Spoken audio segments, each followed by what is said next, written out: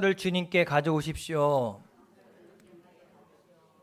사람은 육신만 병드는 것이 아니고 마음과 정신도 병에 듭니다. 육신적인 질병은 눈에 보이기 때문에 의사나 약의 도움을 받으면 금방 낫기도 하고 또 오래 걸리긴 하지만 반드시 치유가 되기도 합니다. 예를 들어서 손에 가시가 박혔어요. 그럼 어떻게 하면 돼요? 눈에 보이니까 가시를 빼면 됩니다. 근데 바늘을 삼켰어요, 실수로. 그래서 뱃속에 바늘이 들어있어요. 그럼 어떻게 해야 돼요?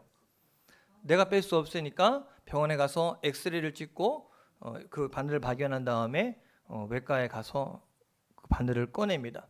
근데 눈으로 볼 수 없는 그 미세한 바늘이 내 안에서 계속 찌른다고 생각해 보세요.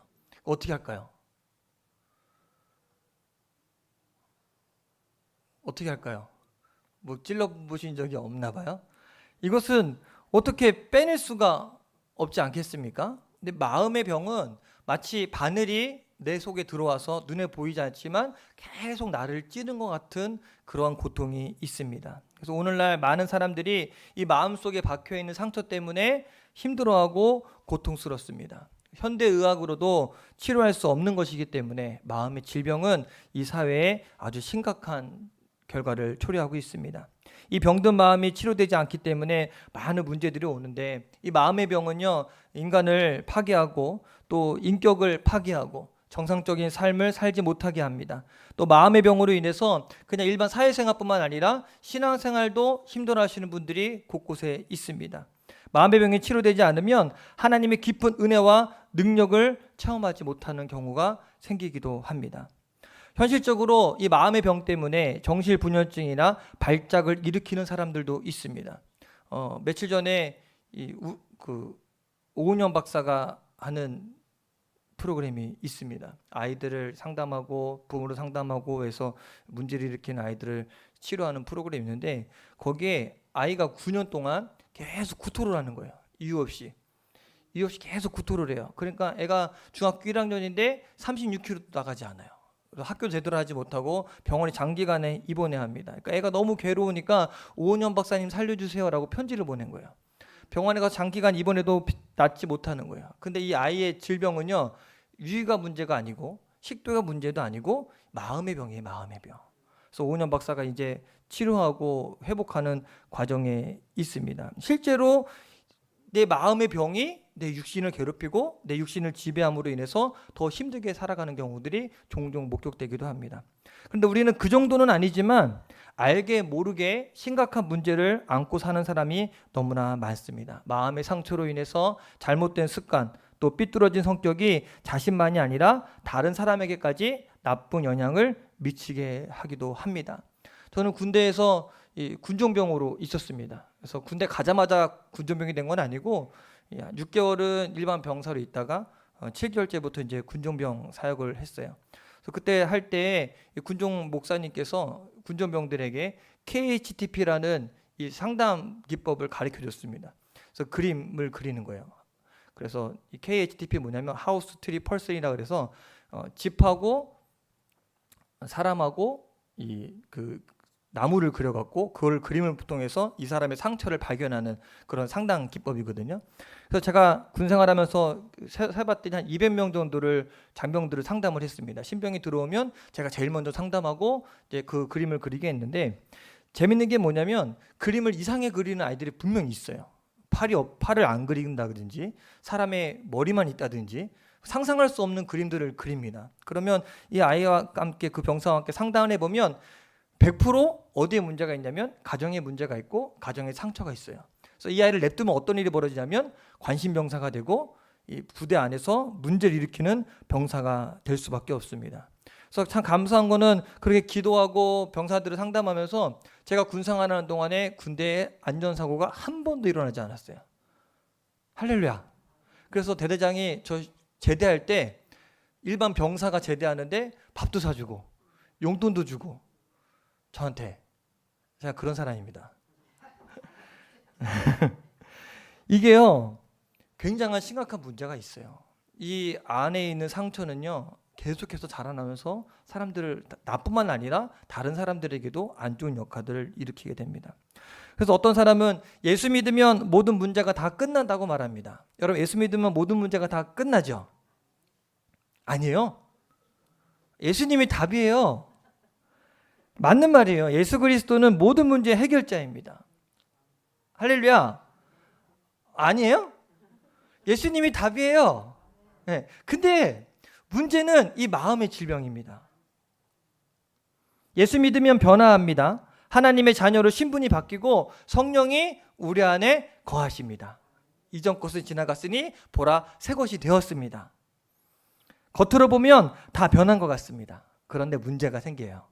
처음에 내가 처음 예수님 만났을 때 한번 생각을 해보세요. 처음 교회 나오고 예수님 만나고 뜨거운 눈물 흘리고 내 구원이 확신이 생겼을 때 어때요, 기분이? 저는 모태신앙이라 태어나면서부터 교회를 다녔었거든요. 이런 경험이 없다가 이제 초등학교 고학년이 되었을 때 어느 정도 인지가 생겼을 때 예수님을 만났을 때 그 감격은 지금도 잊을 수가 없어요. 엄청 뜨거웠어요. 너무 마음이 뜨거워지고 너무 행복해지고 다 용서할 수 있을 것 같아요. 근데 문제가 발생하는데 언제 생기냐면 시간이 조금씩 흘러가면 나도 모르게 옛 습관이 스물스물 다시 나옵니다. 우리 마음속에 있는 상처들은요 마치 쓴뿌리와 같아요. 그래서 성령을 체험하고 은혜 받고 큰 소리로 기도하고 감정적인 뜨거움을 체험했다 해도 이 쓴뿌리는 제거되는 것이 아닙니다. 언제든지 다시 살아납니다. 하나님은 우리 안에 이 쓴뿌리와 그 쓴뿌리를 나게 하는 그 씨앗조차도 다 없애버리길 원하세요. 한번 히브리서 12장 11절 말씀을 같이 봅시다. 같이 읽습니다. 시작. 또 쓴뿌리가 나서 괴롭게 하여 많은 사람이 이로 말미암아 더럽게 되지 않게 하며. 뭐라고 이야기합니까? 이 쓴뿌리는 우리를 괴롭게 하고 더럽게 한다고 그래요. 이 쓴뿌리가 있으면 이게 어떻게 되냐면 이 밖으로 더러운 물이 나오기 시작하고 이 밖으로 혈기가 나오기 시작하고 그로 인해서 나도 망가지지만 주변 사람들을 더럽게 한다고 합니다. 우리가 예수님을 믿고 날마다 예배하고 이렇게 찬양하고 말씀을 듣는 이유 바로 이 쓴뿌리를 제거하기 위해서입니다. 우리는 이것을 내적 치유라고 말합니다. 치유되지 못한 그리스도인들은 하나님의 사역을 감당할 수 없어요. 왜? 늘 자신의 삶에 매여 있기 때문에 하나님 앞에 온전하게 헌신할 수가 없습니다. 또 설사 사역을 감당하더라도 지속할 수가 없어요. 왜? 은혜 받았다가 좋아졌다가 또 식었다가 금방 또 뜨거워졌다가 또 금방 식었다가 이렇게 굴곡이 심한 신앙이 있기 때문에 이 신앙의 원인은 외적인 것에 있는 것이 아니라 알고 보면 내 마음의 상처 안에 그 원인이 있습니다. 이 상처를 치료받지 않으면 늘 실패의 경험을 하게 됩니다. 미국 트리니티 신학교의 찰스 셀 박사는 이런 말을 했습니다. 잠재의식은 지나온 모든 과거가 들어있는 창고와 같다. 이 창고의 문을 걸어 잠그고 안 본다고 해서 나에게 영향을 주지 않는 나와 별개의 것이 되지 않는다. 내적인 치유는 우리를 과거로부터 건강하게 독립시켜 그리스도와 온전히 연합하도록 만드는 작업이다. 무슨 얘기냐면 과거에 있는 상처들, 내 안에 있는 쓴뿌리들이 없어진 것이 아니라 마음에 창고가 있어서 그 창고 안에 넣어놓는 거예요.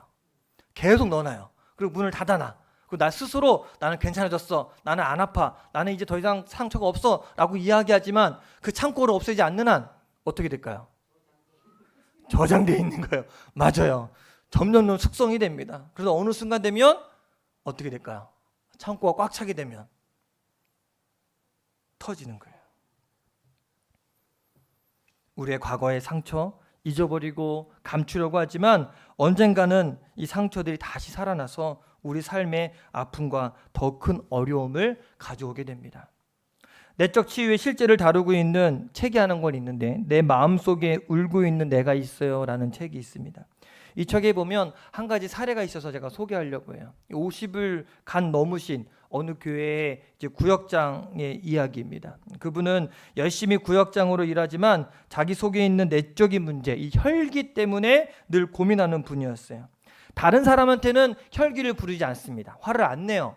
착하고 온화합니다. 누구한테 그렇게 화를 내냐면 자기 남편한테만 그렇게 불같이 화를 냅니다. 그래서 이 문제를 좀 해결해 보려고 금식 기도도 하고 작전 기도도 하고 또 귀신을 쫓아내보는 기도도 해보고 다 해봤어요. 그런데도 좋아지는 것 같다가 얼마 지나지 않으면 똑같아지는 겁니다. 그는 그래서 내 성격이 이러니 하고 그냥 그러려냐고 살아갔어요. 근데 문제는 이렇게 한 번씩 불같이 화를 내고 나면 기도도 되지 않고 또 다시 영적인 부분을 회복하려면 너무나 힘이 들었습니다. 주로 언제 화를 그렇게 내냐면 남편이 술을 먹고 들어온다든지 또 술을 먹는 모습만 봐도 그렇게 화가 난다는 겁니다. 어느 날 이분이 내적 치유 집회에 참석했어요. 기도하고 말씀을 듣는 중에 하나님 깨닫게 하시는 것이 뭐냐면 남편한테 문제가 있는 것이 아니라 나한테 문제가 있다는 것을 하나님이 깨닫게 하셨어요. 그래서 하나님께 기도했습니다. 하나님, 도대체 왜 내가 남편한테 그렇게 화를 낼까요? 왜 내가 그렇게 참을 수 없는 분노에 그 혈기에 사로잡혀 있을까요? 라고 기도하는데 갑자기 이분 마음속에 전혀 뜻밖의 기억이 떠오릅니다. 그것은 이분이 초등학교 고학년 때 집에서 이제 숙제를 하고 있었는데 아버지가 술에 가득 취해갖고 한 손에 삽을 들고 집에 들어오신 거예요. 그리고서는 문을 열고서는 숙제하고 있는 이 딸한테 하는 얘기가 네 이놈의 딸 욕을 하면서 죽여버리겠다고 막 삽을 휘두른 거예요. 그러니까 공포감에 휩싸이니까 이 딸이 손에 잡고 있는 연필과 지우개를 손에 그냥 쥔 채 보리밭으로 막 다른 집에 도망갔어요. 그래서 보리밭에서 숨어 있는데 너무 두렵고 떨리는 거예요. 그러고 나서 생각이 드는 것이 혹시 내가 여기서 죽으면 내가 누군지 아무도 모르지 않을까? 이런 생각이 들어서 자기 허벅지에다가 연필로 자기 이름을 새긴 거예요. 얼마나 아팠을까? 얼마나 두려웠을까? 그때 그 기억이 그분의 마음속 깊이 새겨졌어요. 이제는 다 잊어버렸다고. 이제 50이 넘었으니까 그 옛날 기억은 그냥 아무것도 아니라고 생각했지만 잊어버린 것이 아니라 그 마음에 참고 이 잠재의식 속에 그대로 남아있었던 것입니다. 그래서 이분이 믿음의 삶을 살면서도 항상 하나님은 무섭고 어딘가 모르게 두렵기만 했던 것입니다. 입으로는 좋으신 하나님, 사랑 많으신 하나님이라고 고백했지만 내심 마음 가운데 하나님은 두려운 분이야. 내가 이거 안 하면 하나님한테 혼날지 몰라. 무서운 분이야. 이런 마음이 항상 그 안에 있었어요. 그런데 이분이 이 내적 치유 집회에서 기도하면서 주님을 새롭게 체험했습니다. 그때 그 보리밭에서 손에 연필을 쥐고 두렵게 떨고 있는 이 꼬마 아이한테 예수님이 찾아옵니다. 그리고 이렇게 말씀합니다. 너의 아버지가 너를 두렵게 했지. 그런데 나는 너를 무섭게 하는 아버지가 아니야. 더 이상 무서워하지 마. 보리밭에 찾아오신 주님은 이분을 위로해 주시고 온전하게 회복하게 됩니다. 그때부터 이분 가슴 속에 넣고 다니던 무거운 짐이 다 떨어져 나가는 것을 경험합니다. 이 이야기는요, 치유받지 못한 상처가 삶의 고통을 가져온 사례입니다. 우리 안에 있는 상처가 때로는 나의 성격을 바꾸어 놓기도 하고 사람 간의 관계로 인해서 인생을 잘못되게 살아가게 하는 경우도 있게 됩니다. 상처받고 병든 마음은요, 외적으로는 보이지 않아도 반드시 삶 속에 여러 결과들을 가져옵니다. 예를 들어서 이 대인관계에서 어려움을 가져오기도 합니다. 지나친 이 지배의 모습, 또 지나친 의존의 모습으로 나타납니다. 한번 여러분이 어떤 상황에 해당되는가 한번 좀 생각해 봤으면 좋겠어요. 지배하려는 경우가 있습니다. 이분은 모든 것을 간섭하려고 해요. 그래서 자신이 간섭하고 있을 때에만 안정감을 느낍니다. 자, 이런 분이 아버지가 된다면 어떻게 될까요? 집안 식구들 다 아버지 뜻대로 움직여야 합니다. 거기에 해당되는 사람이 있는데 그게 누구냐면 저입니다. 저도 모르게 이렇게 살아가고 있어요. 또 지나친 의존의 모습으로 살아가는 사람이 있습니다. 자기 뜻과 자기 생각은 아무것도 없고 어릴 때에는 부모의 의견대로 살아가다가 이제 나이가 들으면 친구의 의견대로 살고 결혼하면 배우자의 의견대로 살아갑니다. 피동적인 삶을 살아가요. 이런 사람은요, 배우자에게 실망감을 느끼면 온 천지가 다 무너져 내리는 그런 감정을 빠지게 되고 또 새롭게 누군가 의지할 대상을 찾지 않으면 살 수 없는 경우가 생기게 됩니다. 또 어떤 경우에 삶에 대한 부정적인 말과 태도로 나타나기도 합니다. 자신이 이렇게 된 것은 다 다른 사람, 부모나 세상의 모순 탓으로 돌리고 끊임없이 원망의 삶을 살게 됩니다. 하나님도 공의로우신 분이 아니라 불공평한 하나님으로 보여지게 됩니다. 또 어떤 경우엔 우울증과 강박적인 사고방식에 빠지게 됩니다. 이유 없이 아무것도 할 수 없는 무기력 상태에 빠지는 것입니다. 강박적인 사고는요, 우리의 신경을 쇠약하게 만듭니다. 이런 것이 숨겨진 죄책감이 그 원인이 됩니다. 여러분, 죄 용서에 대한 확신, 내 마음의 치유가 되지 않으면 삶 가운데 이런 모습들이 계속 나타나게 됩니다. 그래서 마음의 상처가 있으면 하나님 사랑에 대한 의심을 떨쳐버릴 수가 없습니다. 여러분, 하나님이 여러분 사랑하심을 믿으십니까? 입으로는 하나님에 대해 많은 말을 하지만 마음속 깊은 곳에서 하나님을 진짜 기뻐할 수 없게 되는 것입니다. 결국 이런 상처는요, 영적인 삶의 굴곡을 가져오게 되고 때로는 영적 침체에 빠지게 됩니다. 항상 주변 상황에 따라 내 믿음의 상태가 바뀌는 경우가 생기게 됩니다. 그래서 내 자녀가 잘 되면 하나님 감사합니다 이랬다가 또 내 자녀가 조금 문제가 생기면 하나님 왜 어떻게 나한테 이런 일이 생기는가 그러기도 하고, 오래 믿었는데 신앙생활을 오래 했는데 내가 기도도 많이 했는데 은혜 체험도 했는데 성령 체험도 했는데 삶의 어려움이 오면 그 근본적인 회의에 늘 빠지게 됩니다. 정말 하나님이 계시나? 안 계시는 거 아니야? 하나님 정말 나를 사랑하시는 거 맞아? 어떻게 내 안에 놀라운 은혜를 체험했음에도 불구하고 다시금 이런 일들이 계속해서 나타나게 되는 거예요. 만약에 나에게 이런 모습이 조금이라도 있다면 반드시 우리가 치유함을 얻어야 됩니다. 어떻게 치유함을 얻을 수 있을까? 우리의 마음의 상처 누가 치유할 수 있을까? 오직 하나님만이 치유할 수 있으십니다. 1935년 거의 이제 100년 가까이 됐을 때 런던에 있었던 신경학자들이 이 난폭한 침팬지의 뇌를 절개했더니 굉장히 온순해진 거예요. 그래서 그 후에 이제 의학계에서는 이 이론을 인간에게 적용시켜서 1955년까지 정신과의 치료는 뇌 일부를 잘 달래는 절제 수술을 했습니다. 그래서 사람들이 난폭해지거나 좀 포악해진 사람들은요, 수술해서 뇌를 잘라버리는 거예요. 그랬더니 온순해졌어요. 근데 문제가 생깁니다. 사람이 생각하지 않고 그냥 멍하게 가만히 있는 거예요. 부작용이 심각하죠. 그래서 나중에는 전기 충격 요법이라는 것을 실시합니다. 정신과에서. 그래서 전기로 뇌에 충격을 가해서 좀 사람을 온순하게 만들어주는.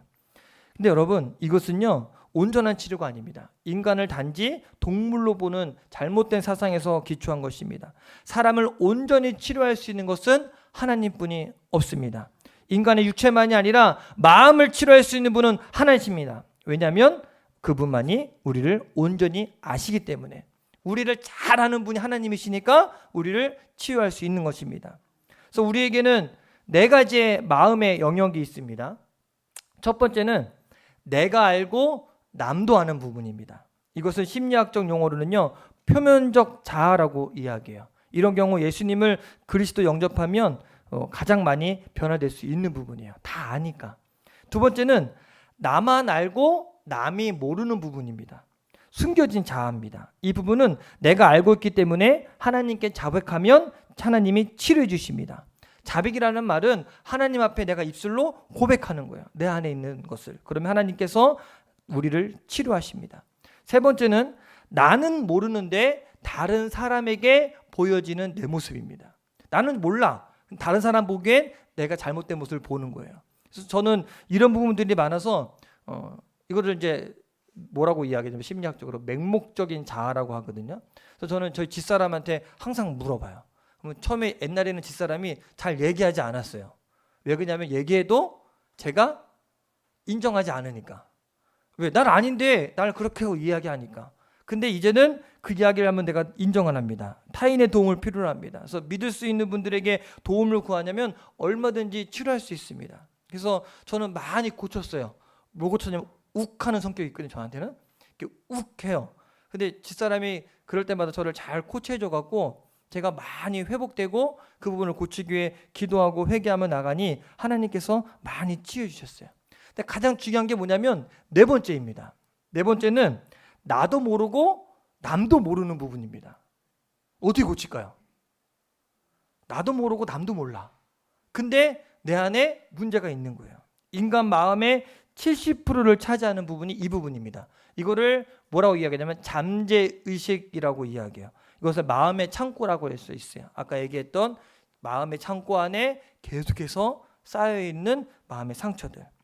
여기에는 성격의 형성하는 뿌리가 그 안에 있습니다. 그렇기 때문에 잘못된 마음과 병든 부분을 치료하려면 내면 깊숙이 자리 잡고 있는 상처들을 치료해야 됩니다. 대부분들의 사람들은 다 잊었다고 생각합니다. 나는 아무 문제 없다라고 말합니다.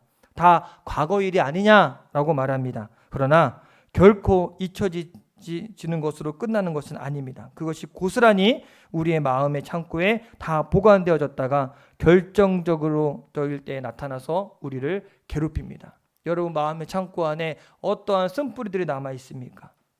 사단이요, 이 부분을 잘 이용합니다. 그래서 우리가 조금 은혜 받고 좀 가정의 화목함을 누리게 하고 내가 좀 하나님과 가까워지려고 하면 사단이 어김없이 그 창고의 문을 열어서 너는 이런 존재야, 너는 그렇게 되면 안 되는 사람이야 라고 끊임없이 우리를 괴롭힙니다. 그래서 이 부분을 치료할 수 있는 분은 우리를 창조하시고 우리의 과거와 현재와 미래를 완벽하게 하시는 하나님밖에 없습니다. 그래서 어떻게 하면 우리가 이 부분을 치료받을 수 있을까? 말씀의 결론인데, 우리는 먼저 예수님께서 이 땅에 오신 목적과 그 사역을 이해해야 됩니다. 예수님 왜 이 땅에 오셨습니까? 예수님 왜 이 땅에 오셨어요? 모르세요? 예수님 왜 이 땅에 오셨어요? 그쵸. 안 어려워요. 예수님이 이 땅에 오신 이유는 나를 구원하기 위해, 우리 죄를 다 짊어지기 위해 오셨어요. 그럼 예수님은 이 땅에서 어떤 사역을 하셨습니까? 치유의 사역을 가장 많이 하셨어요. 병든 마음과 병든 사람이 너무 많기 때문에 예수님의 사역 중에 이 치유의 사역을 가장 부각시키며 성경에서 이야기합니다. 그렇다면 이 병이 언제부터 시작되었을까? 성경을 보면 창세기 3장에 보면 이제 그 사건을 이해할 수 있어요. 아담과 하와가 선악과를 따먹고 그들 안에 죄가 들어감으로 인해서 하나님과의 관계가 어그러짐으로 인해서 우리 안에 병이 들어오기 시작합니다. 마음의 병, 육신의 병 다 마찬가지입니다. 하나님이 잘못된 성격을 만드신 것이 아닙니다. 하나님은 우리를 완전한 존재로 하나님을 닮은 형상 그대로 창조하셨기 때문에 정말 완벽한 존재로 만들었지만 우리가 망가지고 우리 성격이 뭐가 나고 왜 저는 왜 저래 된 이유가 다 하나님과의 관계가 어그러졌기 때문에 그렇게 된 거예요. 사람이 하나님을 떠남으로부터. 그래서 예수님이 오셔야 됩니다. 그래서 마태복음 9장 12절 13절에 이렇게 말씀합니다. 같이 한번 읽겠습니다. 시작. 예수께서 들으시고 이르시되 건강한 자에게는 의사가 쓸데없고 병든 자에게라 쓸데 있느니라.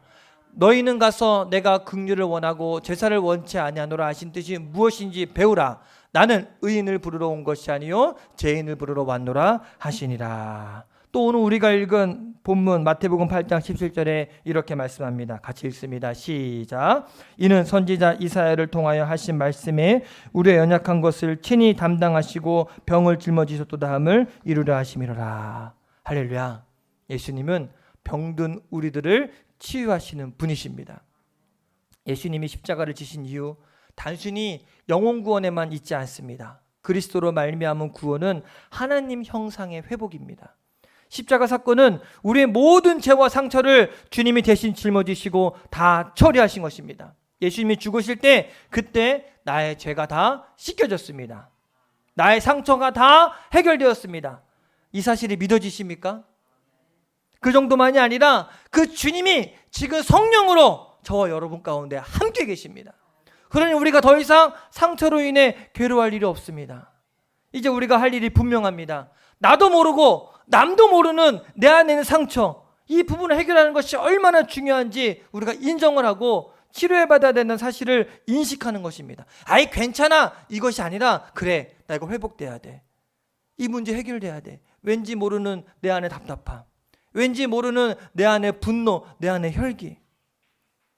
어떤 사람이 20세에 예수님을 믿었다면 이전의 삶이 예수님과 상관없는 삶이 아닙니다. 하나님이 모르거나 관여하지 않을 거라 생각하는데 안 그래요. 태어나기 전부터 하나님 이미 그 사람과 함께 하십니다. 또 어떤 분은 내가 결혼하고 예수님 믿었으니까 내 남편은 하나님과 상관없다고 생각하는 분도 있습니다. 아닙니다. 하나님은 내가 지금의 남편과 아내와 결혼할 때 그때도 같이 계셨습니다. 아니, 태어나기 전부터 우리와 함께 하셨습니다. 그래서 나를 너무나 잘 아시는 분이 우리 하나님, 우리 예수님 되십니다. 그래서 히브리서 4장 15절에 이런 말씀이 나옵니다. 우리 같이 한 목소리 읽습니다. 시작. 우리에게 있는 대제사장은 우리의 연약함을 동정하지 못하실 리가 아니요 모든 일에 우리와 똑같이 시험을 받으시니로되 죄는 없으시로다. 정말 기가 막힌 말씀이에요. 예수님은 우리를 긍휼히 여길 수 있는 분입니다. 우리를 너무나 잘 아시는 분이에요. 왜?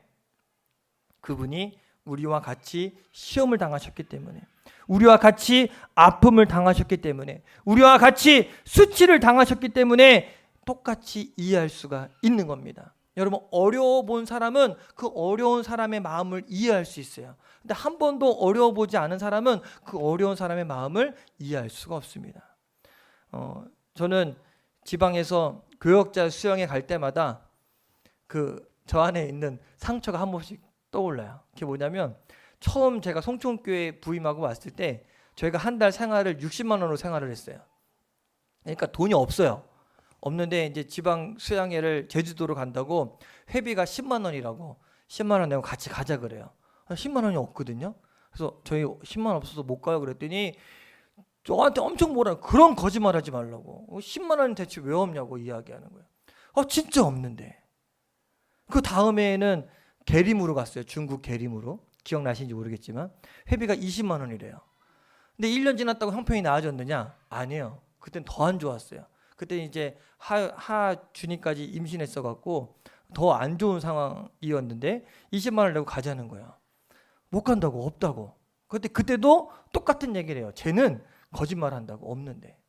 그 상황이 안 돼 보면 모르죠. 그래서 지금은 이제 그렇게 어렵지 않아요. 그래서 지금 이제 지방에서 부부수양에 간다 그러면 저는 제가 만약 일을 하게 되면 비전교회나 작은 교회들은 지원을 많이 해주려고 그래요.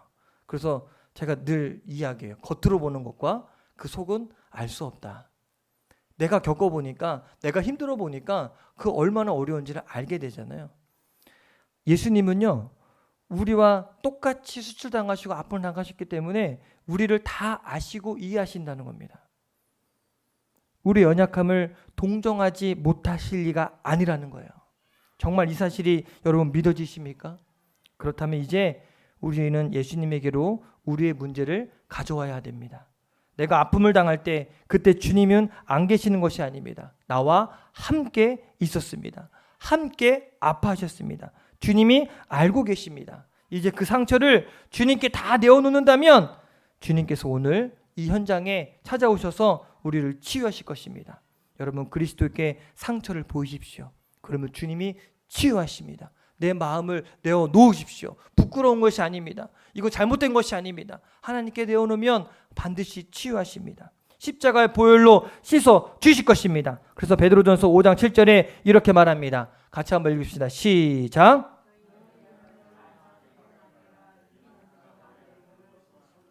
아멘. 여러분, 상처 없는 분 없습니다. 내 가정에 왜 이런 문제가 생겼나? 내가 왜 자꾸 이렇게 두려움에 떨고 있지? 왜 일을 하지 못하지? 다 내 안에 상처로 인한 일들입니다. 나도 모르는, 남도 모르는. 여러분, 고치시는 주님께 맡기시게 되길 바랍니다. 그 주님이 저 여러분을 돌보십니다. 그리고 우리를 변하게 하십니다. 이전에 경험하지 못했던 새로움을 주님께서 경험케 하실 것입니다. 우리 같이 함께 찬양하고 기도할 때 오늘 이렇게 기도했으면 좋겠어요. 주님, 나도 모르는, 남도 모르는 내 안의 상처가 무엇입니까? 주님, 알게 해주옵소서. 그리고 주님, 내 상처를 주님 치유해 주세요. 나를 너무나 잘 아시는 주님, 나를 잘 아시고 사랑하시는 주님, 그 주님 나를 회복해 하여 주옵소서 라고 기도하시면 분명히 이 시간에 주님께서 저 여러분의 마음을 만지실 것입니다. 이전에 경험하지 못했던 평안함을 누리실 것입니다. 이전에 경험하지 못한 마음의 침착함, 온유함을 주님께서 허락해 주실 것입니다. 우리 함께 찬양합시다.